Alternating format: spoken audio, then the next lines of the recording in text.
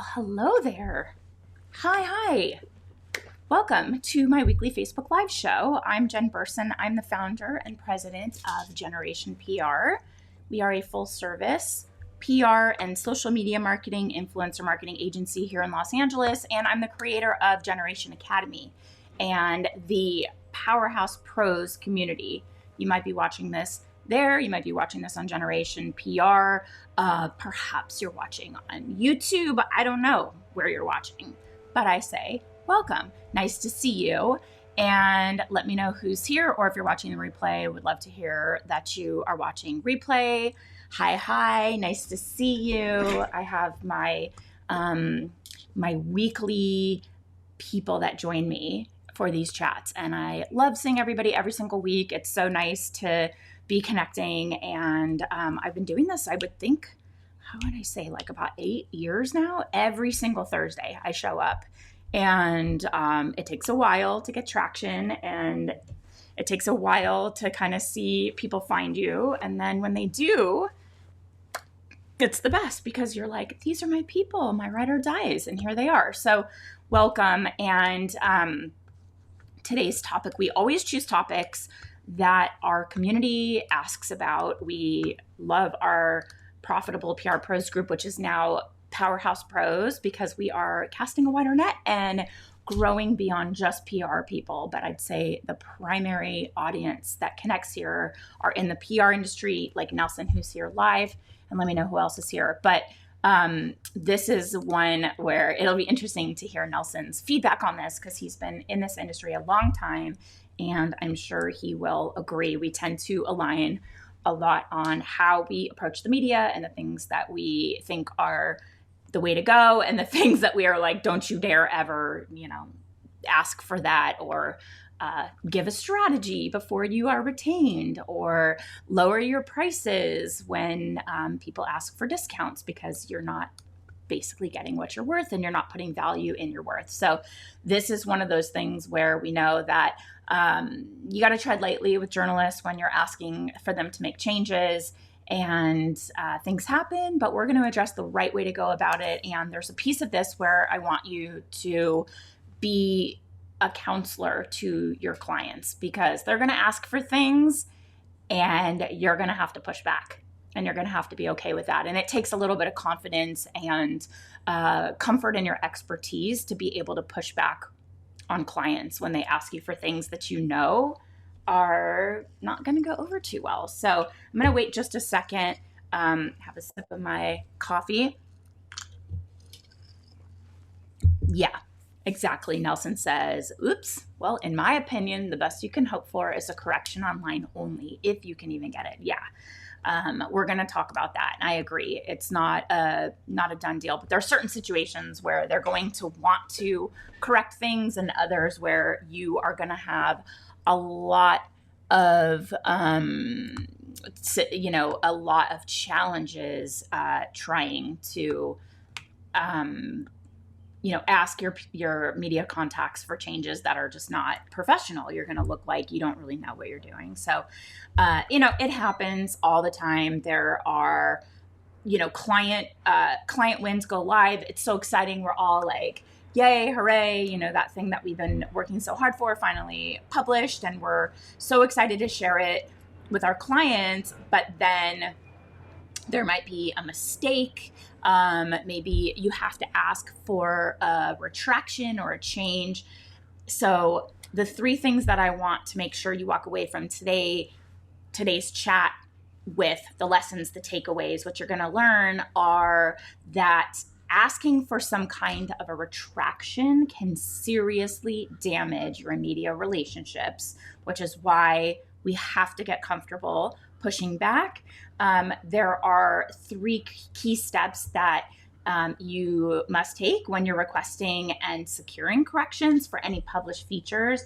And you also are going to learn some systems you can put in place to catch these errors before they actually reach the media, so that you can minimize the chances or the situations where you have to ask for these fixes, right? Before it gets to a client. So, and I want to just say something really funny. I don't know if you follow me on Instagram, but I posted yesterday, I had a colonoscopy. We're going to get a little TMI here, but I've been putting it off for a long time during COVID, and I finally scheduled it. It took a really long time to get in. And I think that like runway to the procedure itself and the anticipation and then the actual prep, I always say the prep is worse than the procedure. And in this instance, that is very, very true. But I posted yesterday just at the surgery center with the IV and just kind of mentioning that I did it. And I have never gotten more feedback, comments, engagement. Like my DMs are blowing up. This is like just so not my normal content, but people are, a lot of questions around the prep and people saying they're putting it off themselves. They told me I don't have to go back for 10 years, which is great.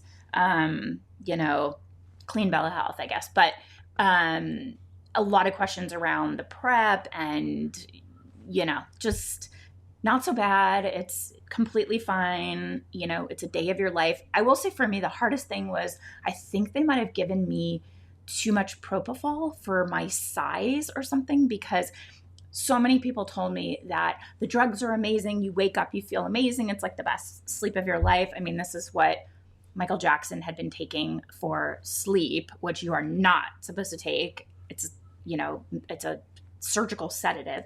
But when he passed, but I think that people wake up and they feel amazing. And I didn't feel that. I was out of it and passed out pretty much all day. So I wonder if maybe I got a little too much, just really feeling out of it and not myself. But that was Tuesday was the prep, Wednesday was the procedure, and today's Thursday and I feel great. So I'll just say that the peace of mind and the knowledge that you're being proactive about your health and taking really good care of yourself.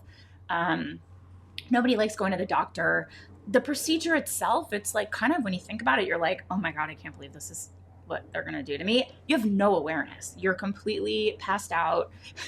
They were so professional. It was totally fine. No big deal. I think the day of, the worst thing for me was them putting in the IV, because I just don't love that. I mean, who does? But otherwise, it was like no big deal. And my husband took me home and I slept, and now I have peace of mind for 10 years and it's totally worth it. So if you're putting something off, if it's a mammogram or a doctor's visit or anything, just do what you have to do to look after yourself, because I promise you, whatever procedure or test or examination that they're going to do to ensure you are at your best health is way easier than having to deal with any health problem that you might have that you're afraid to uncover. And of course, if there's, God forbid, anything that they find, the earlier you catch it, the better off you are. We all know that. I mean, it's just maybe my telling you about my embarrassing procedure yesterday will help you, just take action. I've had a lot of people say, okay, this is the sign that I needed to just schedule it and just be done with it. And that's what I did. Just scheduled it, over, done, see you in a decade. So PSA for today, don't put off any tests any longer than you have to. So, oops, I don't know why that's going. Okay, so we love client features, best day ever. We love sharing features, 18 plus years into my business, and I still love my reporting to clients when we have press wins. It's the best, right? And you've been working so hard to get something out and up, and it goes live and you're like, yes. And then you read it and you're like, fuck, right? That's how we feel.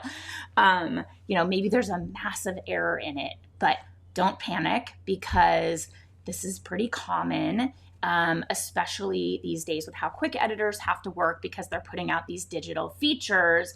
And, lots of PR pros, they think that getting a feature corrected may be impossible. It might be taboo. There are certain situations we're going to talk about when it's like cool to ask for a fix and when it's not cool. Okay. So, we want to be able to have editors publishing pieces that are accurate, complete, the information is current, up to date, valuable. And if it's not completely accurate, it is intimidating to ask for a change.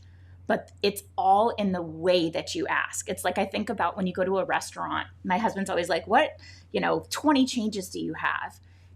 Maybe you want to change something in your order a little bit, or have something on the side, or ask for a swap. It's in how you ask, right? Like you want to make sure that you're asking your server in a very nice way so that they don't feel like you are acting entitled, or that it's something that you're expecting and that it's not them helping you. Like you're demanding something and they have to just do what you're asking. It's all in the way you ask. So I always tell my husband, look, I might have a change or two, but I always ask in a very nice way, and they always seem willing to help and accommodate. And I think that's the same when it comes to the media. It's in being realistic and reasonable in the changes that you're asking for. So we're going to approach it in a way where you have your best chance for a fix. And, maybe it's a spelling mistake or something really big that's just wrong. We're going to approach it in a way where we're getting these changes made. And I'm just going to go here. Let me just make sure. Okay. And Nelson says, an industry publication reporter offered me and my client, the CEO, the opportunity to fact check only, not read the article he wrote before it goes to press. We're doing the fact check session tomorrow. So that's really interesting. How are they doing it? Are they going to pull out the facts and just tell you, like, can you confirm this is accurate? Can you confirm this is accurate? And without you knowing, I guess they don't want you to know the tone or the context of the article itself. Are they telling you the subject? Is it that you don't get to know the article? Okay, so they're going to just fact check little pieces that will ensure that the information is correct. And you know what? I'm sure you're very grateful for that opportunity, because this doesn't happen very often, especially these days. It's all about speed and sometimes at the sacrifice of accuracy. So it's really important that, and we're going to talk about this kind of at the end of the chat today, but that all of the information you're sharing with the media is accurate and correct. But if you find yourself without the opportunity to fact check, which we have to admit, Nelson, right, it's very, very rare that they do fact check these days, you extremely grateful. Yeah, it's rare and good for you. I'm sure your client is really, really appreciative that you have this relationship with the journalist that's giving you this opportunity. Yeah, it's very uncommon. So there are certain kinds of errors. It's got to be a factual inaccuracy. Okay. You're not getting them to correct a link unless it's a broken link and you're letting them know the link is broken. You're not going to get them to change a link to your client's website instead of Amazon or another platform. You're not going to get them to change the tone of the article. You just have to hope that the article itself, the content is good. If it's not, then, you can't change it. Let us know how it goes. Nelson's going to share tomorrow in Powerhouse Pros how the fact checking goes. And let us know too, if you're able to see the tone, the topic, or anything of like the substance of the article during the fact check process. It's probably a pretty deep dive if they're letting you get into that granular level of fact checking. But again, we have clients that know, we have clients that will ask us can you have them change this word? It's not right. Or, we don't like that word. We use this word instead. The answer is no. This is the journalist choosing that word. They have a lot of reasons. It could be for SEO purposes for their website. They don't care what you refer to. If there's a word that's pretty similar, they're going to choose their word, and it could be based on SEO. It could be an editorial journalistic decision. The only time you can ask for a fix is if it is an inaccurate piece of information. And in order to do that, first, lead with kindness, right? Editors, they're human, they're just like me, just like you. And sometimes typos are missed during proofreading. Maybe a piece is published with an incorrect product price or a launch date.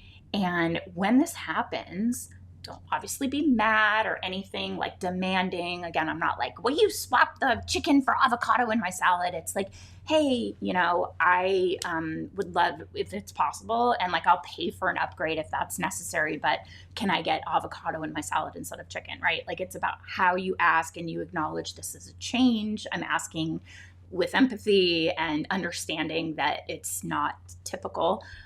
Show empathy for your media contact. They're a writer. They do want their work to be factual. They want to be accurate. Maybe it was just a simple oversight.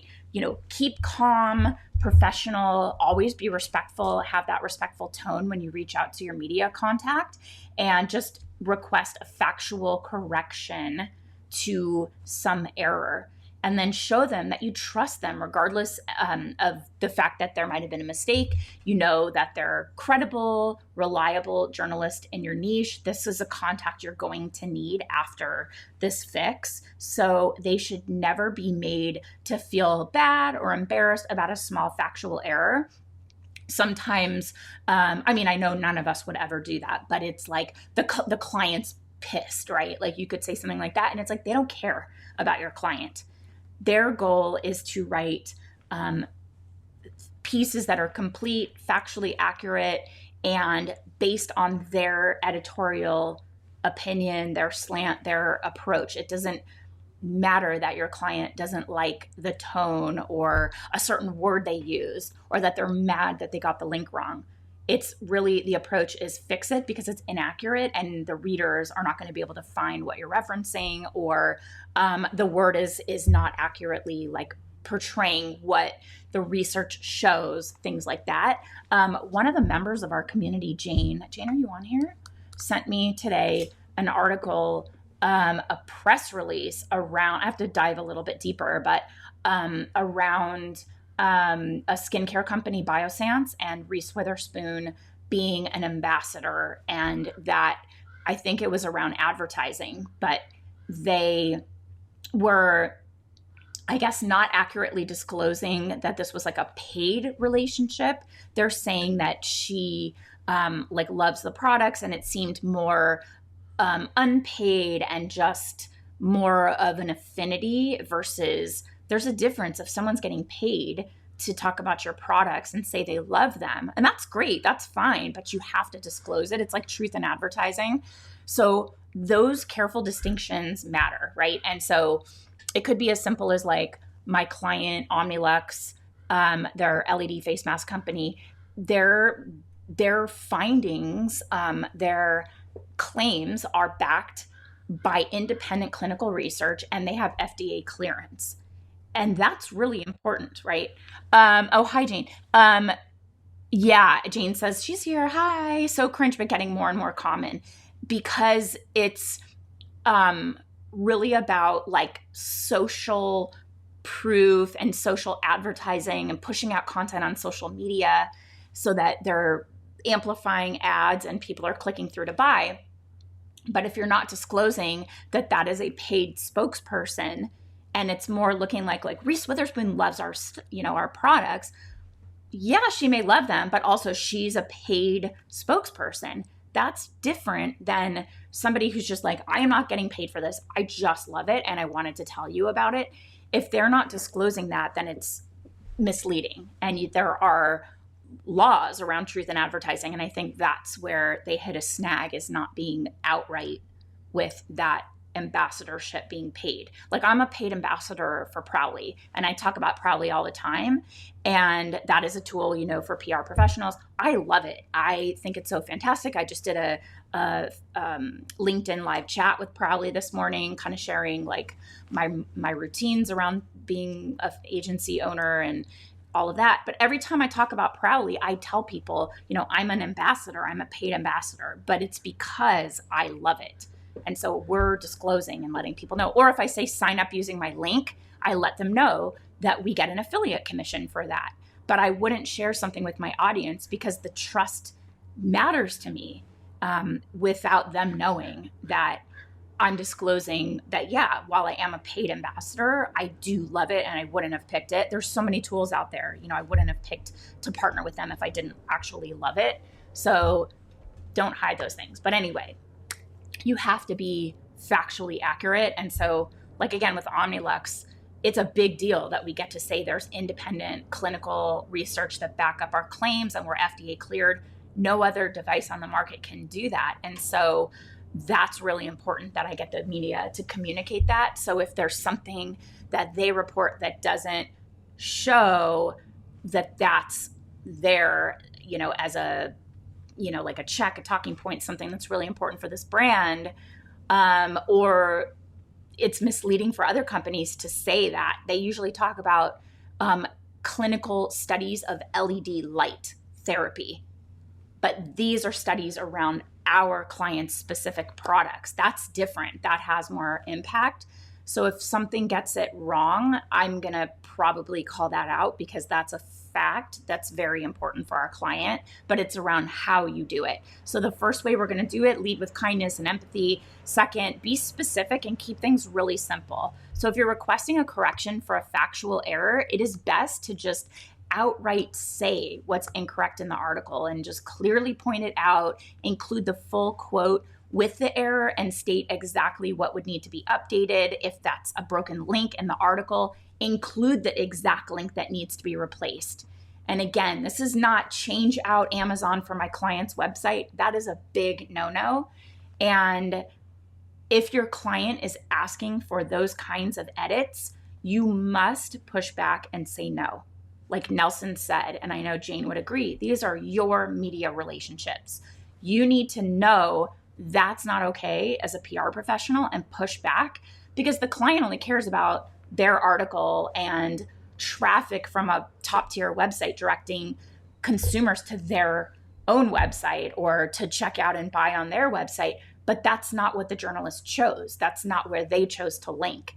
And so by you going to a journalist and saying, hey, my client would really prefer if you link to their website, they're going to be like, don't care. They won't even get back to you and they'll probably not work with you again.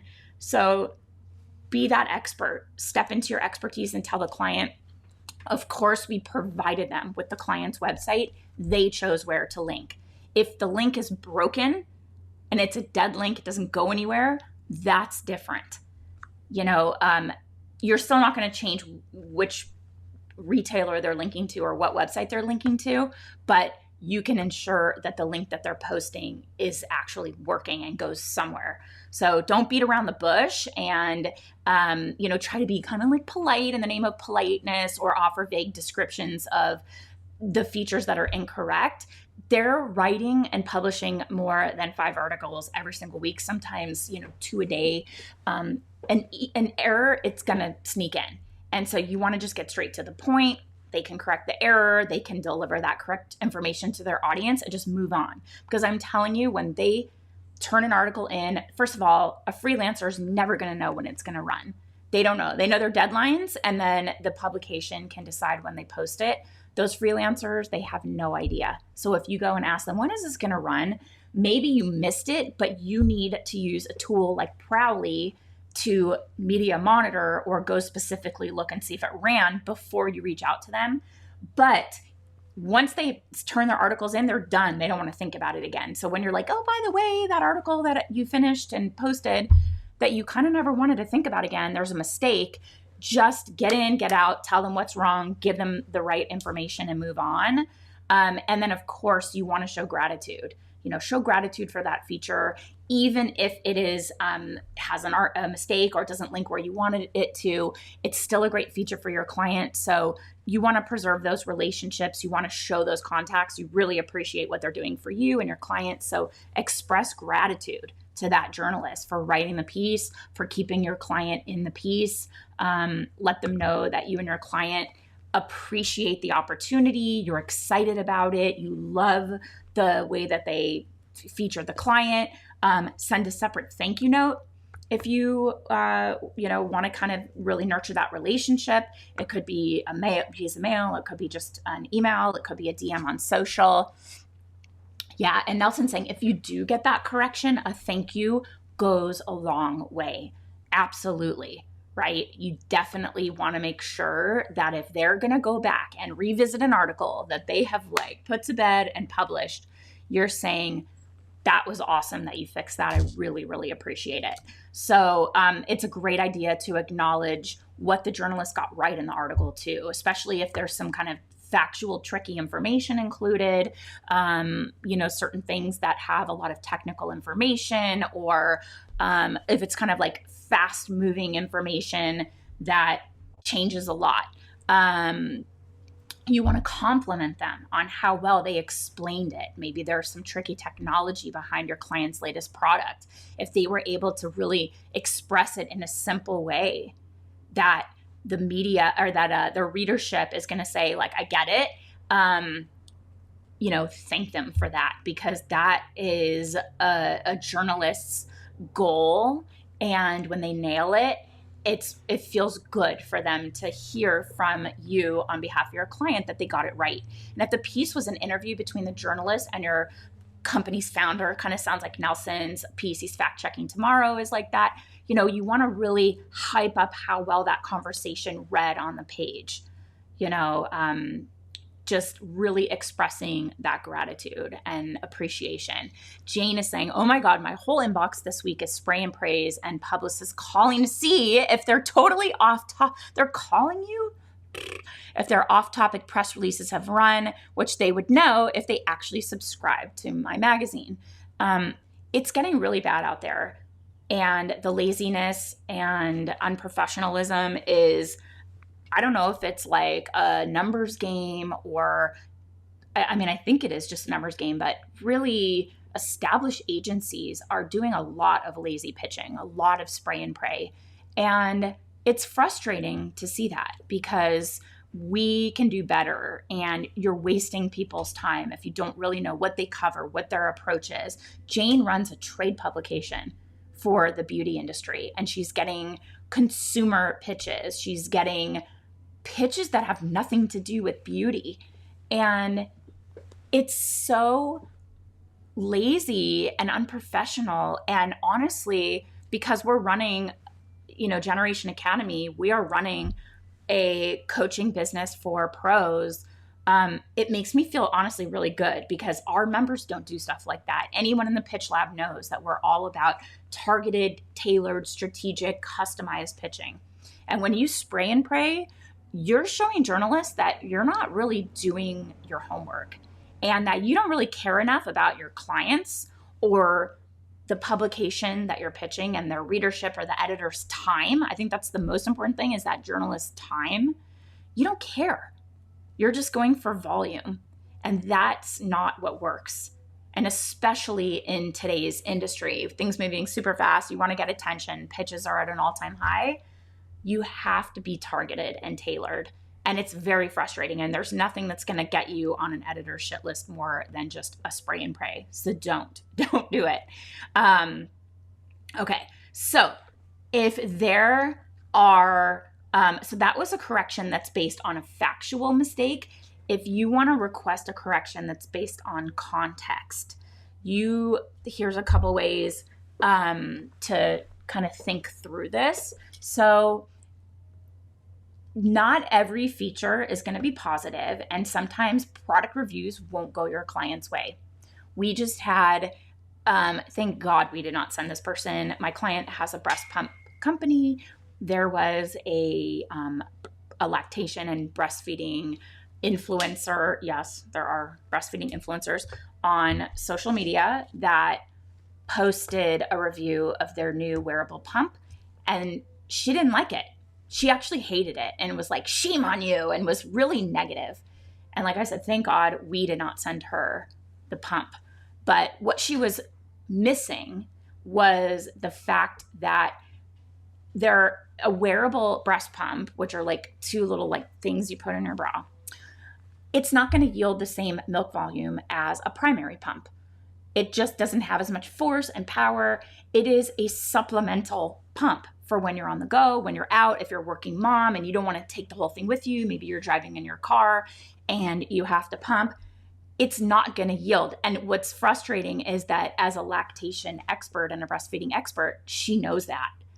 But she cared more about the like sensationalism and the like shame on you for, putting this out there. And everything goes through testing and the design has to be FDA cleared and everything like that. And she acted as if they rushed this product to market, which was absolutely not the case. That was very, very frustrating.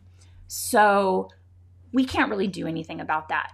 But what we can do is if that the influencer tried to say something around the approval process, we can remind her. We can remind her that the product was cleared by the FDA. However, this writer, she's not a writer, she's an influencer. She blocked the client from commenting, which is very unprofessional. Had our client had the opportunity to actually comment on the piece, we would have let them know to basically not pick a fight and not push back and just remind, that this is a supplemental pump to be used in connection with a regular pump. And of course it was designed with lactation, certified lactation consultants and in advising and with them in mind, and FDA cleared, because she didn't get that piece of information right. However, my client didn't have an opportunity to address it because she blocked them because she just wanted to have her opinion unchecked, which is not great. But not every client's feature is going to be positive. They won't go your way. So when you request any kind of correction with a typical media publication, you cannot ask for a retraction. Huge no-no, unless it is based on just completely inaccurate, improper information, and that formed the opinion, which honestly, I've never seen that happen. You can ask for something that's missing that should be included, that might change the piece just a little bit, but maybe they intentionally omitted it. You don't know. But you can never, ever request a retraction, ever. And if your clients ask you to do that, you have to push back. Asking an editor to change their opinion and the editorial nature of a story is never okay. It is inappropriate. It's unprofessional. They will never do it. You're going to lose your relationship. They're not always going to write positive features for you. At times clients are going to request that unfavorable articles be changed, absolutely push back because it's going to damage your relationship. So context-based corrections can only be about misinformation, not the tone or the angle of the story. Only misinformation. Did the editor not have access to key product information? Maybe that's like a full ingredient list or an additional technical feature behind a paywall or something like that. When they considered and wrote the whole piece, did they leave something important out like that? Or did the editor not receive an updated sample between writing their piece and a product launch? Maybe they're talking about old features, or they're talking about a product that's been on the market and they're reviewing an old product versus version 2.0, which was updated to include these corrections that consumers had maybe complained about or things like that. So anything that does not include the whole picture, or they're basing it on misinformation, that's okay to ask, but it's not a guarantee. You can inform them of something that's missing. Never, ever, ever ask for a retraction. They'll never do it, and you're going to burn that bridge. And then you also want to let the journalists see for themselves. So if they're missing this proper context, it's up to you to present them with the info that they need. So send out updated samples. You want to make sure that they link to the client's latest program or app, that they're looking at the most up-to-date information. Supply them with that full ingredient list, whatever the final packaging is. Maybe they have all products in a set something that was kind of missing as the, 1, 2, 3. If they are only reviewing one piece of a whole set and they don't have the fact that it's a system that all works together, whatever they're missing before, you want to get that to them as soon as possible. Maybe they'll consider it. Maybe they'll update based on the new information.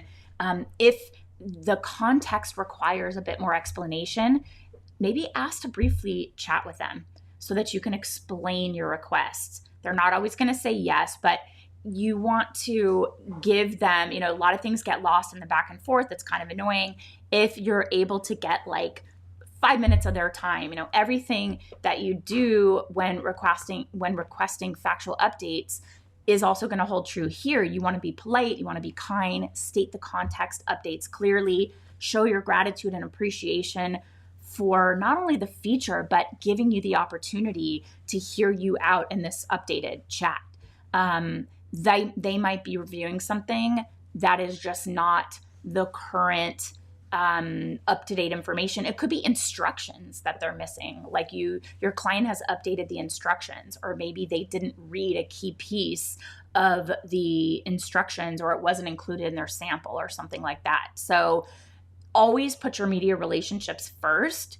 Any kind of edit or factual update, or even a context-based update is kind of a tricky situation to navigate, but it's easier when you have a strong relationship with the journalist. So that's always first and foremost, is like building these relationships, letting them know that you're somebody that takes these things seriously, you're trustworthy, you're always going to supply them with the most up-to-date info. Maybe they got something that was a bit dated, or they didn't see something. You're a partner to them, and your relationship building is really going to come in handy here, because, even if they review the information, they may still deny the correction. They may say, like, I appreciate that you shared that with me, but we're going to keep the story as is. If that happens, accept the outcome and move on, and let your client know you tried and that they opted to keep it as is.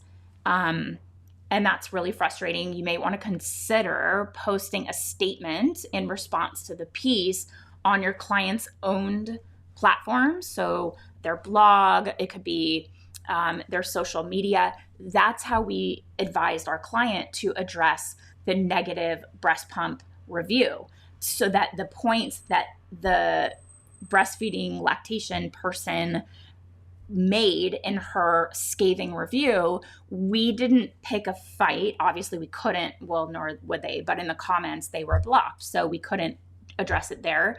We pushed out more informative content around the product itself to refute the points that she made. The fact that it is FDA approved. All breast pumps have to be FDA approved. It's a medical device. So we pointed that out. We pointed out that there were lactation consultants involved in the design and the testing.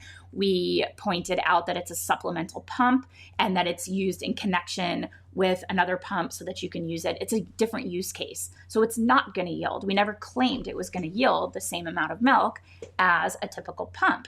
And it just so happens that this client's breast pumps in general are known for a very high yield. So this supplemental pump still yields a higher amount than other wearables in the category. So it still aligns with the client's tagline of more milk in less time. It's just not as much as a typical pump, but it is more than a typical wearable. So we used our owned channels to roll out more educational information to refute those negative points, because this person blocked us from the conversation on their own pages. So that's how we addressed it. And no matter what happens with a feature with the media, prioritize maintaining that relationship. You want to make sure that you're looking beyond just this one feature for this one client. If your client continues to push for a retraction or a correction, even after the journalist has denied the request, first of all, we're never going to request a retraction, like I said, but you are maybe going to ask for some sort of a correction and the journalist says no can do, you want to have a discussion with your client around resetting their expectations around what media coverage or what you are able to do as a publicist. There will not be any features to speak of if your relationships take a hit from all of their requests for retractions, which you're doing because the client says just do it, and you go, okay. You're not going to have any more connections with that journalist where they're going to write about any of your clients. So I always look at the long-term connections and relationships I have benefiting my agency in our niches and our clients in those niches as a whole. And I'll never burn a bridge for one client over one feature. And this is where expectation setting and getting them understanding how PR works, what they can expect and what they can't expect, getting those expectations aligned with reality is so important. And that's why we also do it in the beginning, even on the discovery call with a client, because they need to know what's going to happen and when and what's not going to happen so that they're not disappointed. That just sets them up for disappointment, right?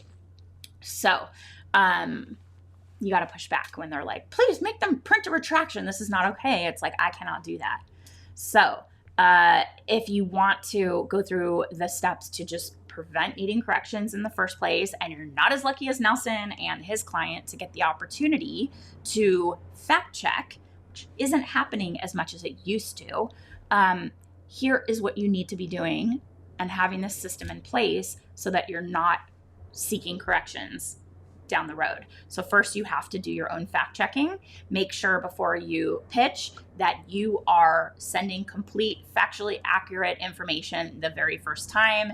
That is the best way to prevent corrections, is getting it right the first time. So before you pitch, do your research, not while you're writing your email. So this means that before you even start drafting your pitch, you're getting the latest info from your client regarding their products, product formulations, the launch date, the sales, promotions, research and studies that back up their claims. All of these things have to be known before you start your pitch, because every tidbit of information that you provide to the media has to be completely accurate. You can't go back and say, oh, they have since blah, blah, blah, blah, blah, right? Because your contact's going to say, then why did you pitch me before that piece was complete and I knew exactly where they stood with their launch or with their ingredients or the price point, right? Like, you need to make sure that the price and everything is like final. You also have to put a system in place to ensure that even the tiniest errors are fixed before you hit the send button on your pitch. And for us, that is getting a second set of eyes on a pitch. I will sometimes wait a day to look at it again with fresh eyes. I always catch things. Sometimes in email, I'll look and be like, oh my God, how did I send that out with all of these little mistakes? Not to a journalist, but maybe to like someone on my team or a client. And I'm going, oh my God, maybe grammar, like a spell check picks up on something that isn't actually incorrect and it fixes it. Like, a lot of times it'll say were and they'll put an apostrophe and it makes it what we are, contraction. I don't know why it does that, but I always look at it before I hit send just to make sure that those little fixes that are wrong are not mistakenly put in there. If you don't have a second set of eyes, you have your fresh eyes during the next day. You can also use AI programs like Grammarly to catch any kind of spelling errors.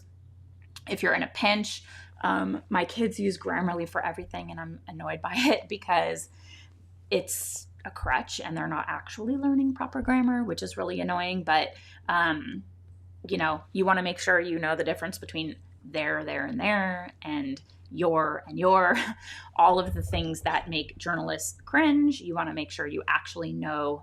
If grammar isn't your strong suit, you need to have somebody reviewing your pitches.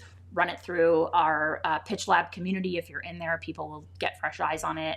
And then also have somebody on your team that reads through pitches and will spot the spelling or grammatical mistakes, any details from the client that might have gotten mixed up or that are missing, or maybe they have ways they can suggest to improve the pitch overall, or really better and more clearly communicate the nuances of your client and their products or the story itself. Sometimes when you know something so well, it is hard to read something and know if it is simplified enough, if it is clear enough, because you are coming in with all of this advanced knowledge, and it obviously makes sense to you because you wrote it and you know what you're talking about. But get a new, fresh set of eyes on it and have someone read it and say, I don't get it. Or, somebody who really doesn't even know a lot about the product or the client or the industry, make sure when they read it, they get what you're talking about. And it's clear, because we take all of our knowledge, all of our know-how and industry insights and bring that with us when we read a pitch or write a pitch. And it might not be clear to somebody who doesn't have that level of depth of knowledge that you have. So we're also fact checking, of course. That's the necessary step before you hit send. And you can do this yourself after you write the whole pitch, or you can have another team member look at it and they can check for the errors that might be included that you missed, or maybe it's right the first time and then you reiterate it and it's got something a little bit off about it. Make sure that it is cohesive the whole way through. And then the other thing here is we have to be on top of our clients' websites and be reviewing it with a critical eye so that we know it's up to date, that we know that a journalist or an editor is going to pull information from the client's website. So make sure that they have everything they're running on the site up to date. Make sure that all of the links are active and they lead to the correct pages. Make sure those links are not going to change anytime soon, because a journalist will grab a link and they'll run it. And if your client updates it and they change something in the link, even one little dash or one little letter, it's going to be a broken link. So you're going to review their website with that critical eye. And I always do that when we first start working with a client. We'll click everything, make sure that their site functions properly, make sure that their company bio is easy to find, that their navigation is good. We've had, for example, a beauty brand we're launching. I always look around to see if I have anything on my desk, and I don't right now for this company, but we will ask them, for example, to include the ounces of the product so that we can pitch it for travel related stories. So if they're not including that on the website, we're going to note it and say, by the way, and our client just did that for us. They updated the site and they updated Amazon with the proper ounces. Oh my God, there's a skunk. Oh my God. We came home the other night and my cat, I have two kittens. One of them is like so sweet and she just like flops and she's just like pet me, love me. The other one is like a bat out of hell and it's just like darting down the stairs and all the things. And so I'm going to get to that in a second. That's really interesting, Jane. But the cat the other night darted down the stairs of my garage and started to run under the garage door as it was closing. And we started screaming because it was like this much away from getting stuck, and I have one of those sensors that's supposed to pop back up, but for some reason the cat didn't trigger the sensor because he's small. Anyway, we're screaming our heads off because we all watched it happen in like slow motion and fast motion at the same time. And I don't know if our screaming scared a skunk in the neighborhood or like right outside my house, but the house then reeked of skunk for like 2 days. And it stopped smelling like skunk and now I smell it again. And there's definitely, sometimes I see it on the Ring cameras, but there's definitely skunk that just sprayed, which is gross. Okay, this morning on Jill and Nicole's Ask Us Anything Zoom, this is Jill Schildhaus and Nicole Pager, I'm assuming, that absolutely do not submit copy from the website, the blog, a book. That is plagiarism.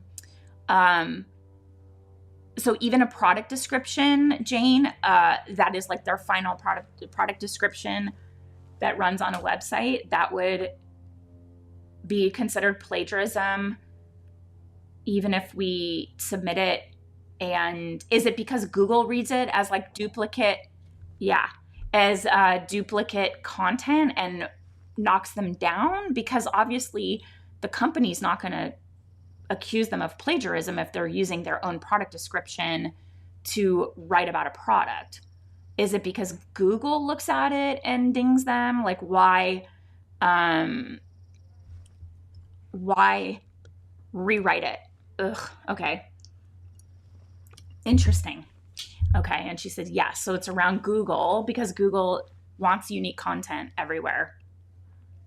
So rewrite it. But there's going to be key pieces like ingredients and performance or key benefits that are going to be the same. They just don't want it to be verbatim off the website because it's considered plagiarism, but also Google will like ding their content if it's repetitive of other content on the internet.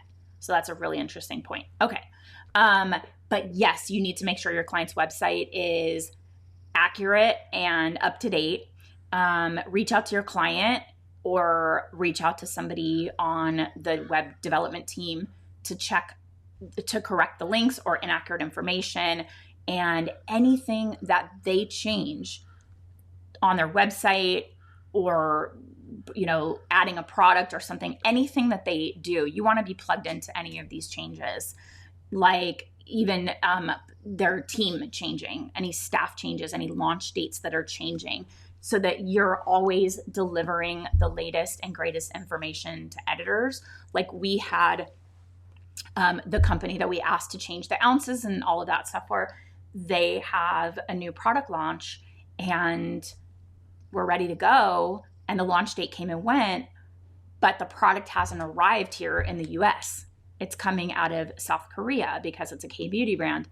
And it arrived in Australia, which is where the client is actually based, but it has not arrived here in the US. So they launched in Australia and we're ready to go. Everything's done, product's developed, it's getting shipped, but it's not here yet. So had we not double checked that the product landed, we would have run this pitch and the product's not even available yet here in the States. So double, triple check. I mean, we had our pitch done, approved, ready to go for the launch and the press release with the date. But if the product's not here, then your launch date has to change. So you always want to stay on top of those things and don't assume everything's final until it's really final and done. So any other things that have come up for you, any changes or requests for changes, let me know. I'm trying to think of some other things that have come up. Usually the client, this is the number one thing that comes up for us, is a client asking for us to request a journalist changes the link from Amazon to their own website with their own affiliate program. And the answer is no. No, sorry, no, not going to do it. And the reason why is because these publications have a very specific reason why they're linking to where they link. If your affiliate program is more, first of all, we tell the client, we let them know what the commission is. We let them know you're on ShareASale and we can create a custom commission of 25% or whatever. That's still not their priority. If they're linking to Amazon, knowing that information, that's because they have a reason why they want to link to Amazon's affiliate versus your own. Maybe it's because the reviews are really good on Amazon and there's a lot of them. And so the likelihood of a customer landing and saying, I'm going to buy that, is a lot higher than your own website with no reviews or any kind of social proof of how well the product performs, even if the commission's higher. Clients are always like, but our commission's higher. And it's like, we told them and they still linked here. So that is a change that you are never going to ask your contacts to make. What you can do is thank them. What was I going to say? Not what you can do. You tell the clients, no, you can't change that link. You're just going to provide that information and let the clients know we have informed every media contact of your affiliate program, and you're still going to thank the editor for including your client in that feature. If the link itself is broken and it's not working, it's not going to convert to sales, which is what these publications are looking for. So if the link to Amazon is broken, let them know. But you're not going to say, it's broken, so while you're fixing it, can you just push it over to my client's website? You're never going to do that. And anybody I'm talking to Jane and Nelson, who've been in PR a very long time, like me, both of them longer than me. I say with much respect. But anybody that's kind of new, you might feel that the important relationship is the client relationship. And it is.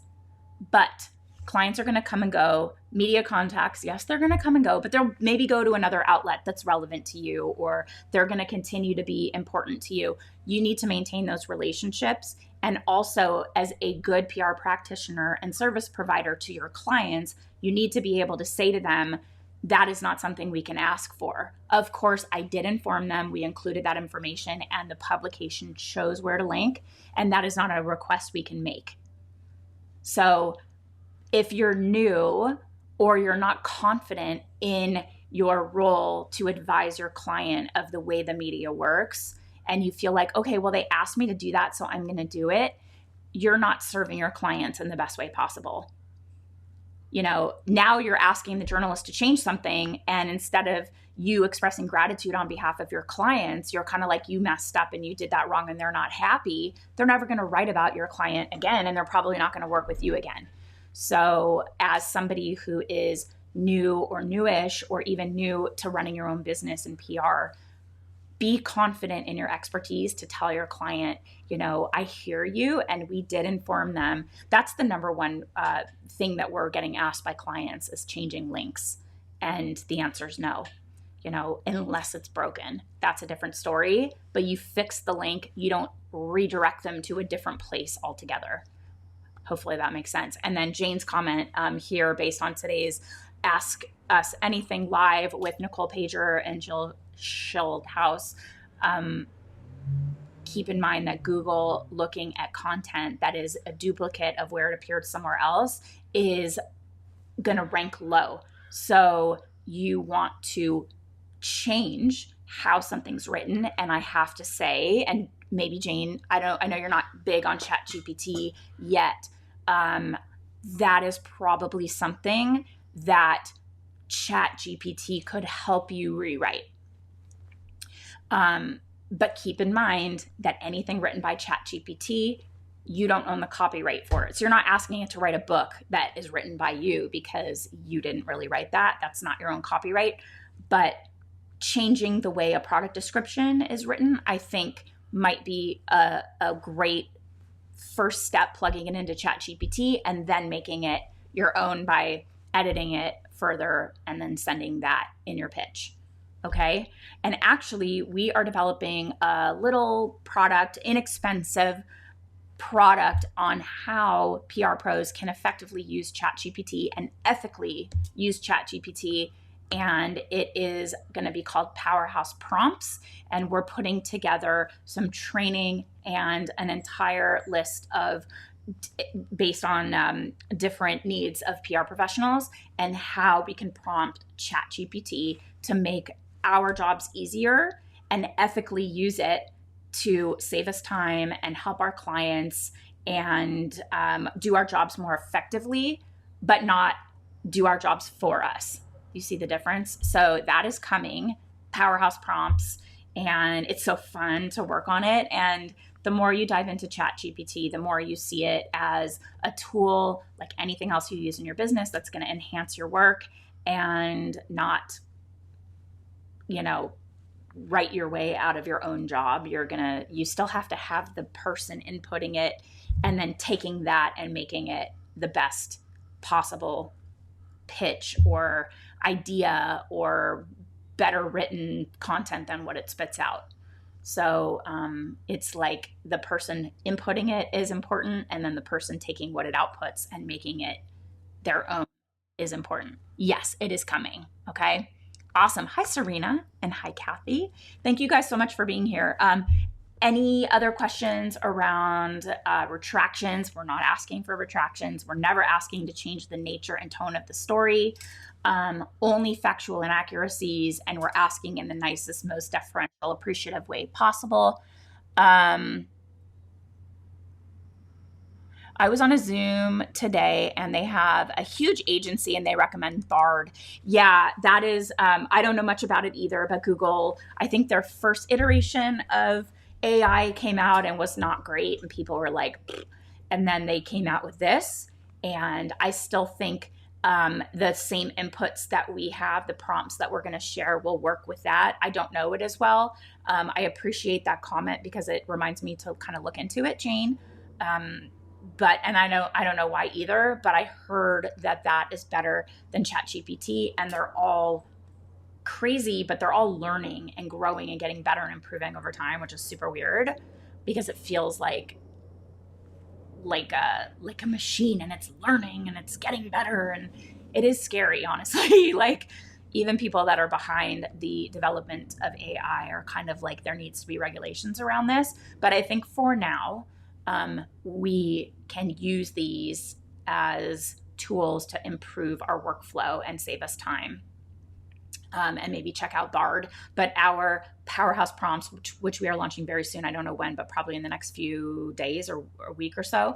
I can't wait to hear how you guys use them and any updates or things that you would want us to make based on how you're inputting them and what you get back. But check out Bard and see if you like it as much or if it's better. I don't know, but I think there's going to be a lot of discussion around the two.